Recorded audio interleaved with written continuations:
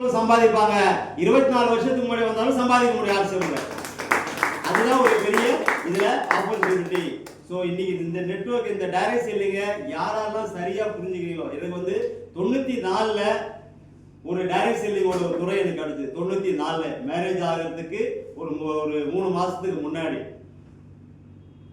94ல இருந்து 2025 எவ்வளவு வருஷம் ஆச்சு பாருங்க. ஆர்சிஎம் என்ற ஒரு பிளாட்ஃபார்ம் கிடைக்கிறதுக்கு எனக்கு வந்து எவ்வளவு வருஷம் ஆச்சு பாருங்க. ஒரு ஸ்டாண்ட் பண்றதுக்கு எவ்வளவு வருஷம் ஆச்சு பாருங்க. ஆனா உங்களுக்கு எல்லாம் அப்படி இல்லை. ஆர்சிஎம் உங்களுக்கு பிளாட்ஃபார்ம் வந்து ரெடியா இருக்குது. நீங்க டேக் ஆஃப் பண்றதுக்கான பிளாட்ஃபார்ம் ரெடியா வச்சிருக்காங்க. ஆனா நீங்க பெட்ரோலை போட்டு நீங்க 200 கிலோமீட்டர் போக போறீங்களா இல்ல 50 கிலோமீட்டர் போகும்போது நீங்க தான் முடிவு பண்ணணும்.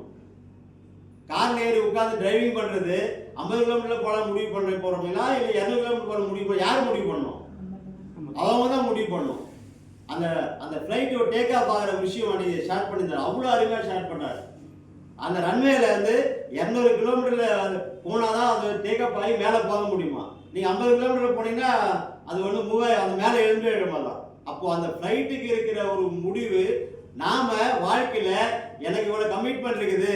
அடுத்து வந்து ஜூன் மாசம் எல்லா கையில ஜூன் மாசம் போன வருஷம் ஜூன் மாசம் என்ன பண்ண? அதே ஜூன் மாசம் வந்தது, அதே 2000 வந்தது. ஆனா எனக்கு 2017 சொல்லும் பொழுது ஜூன் மாசம் 2018 சிறப்பா இருந்தது, 2019 சிறப்பா இருந்தது, 2020 சிறப்பாச்சு.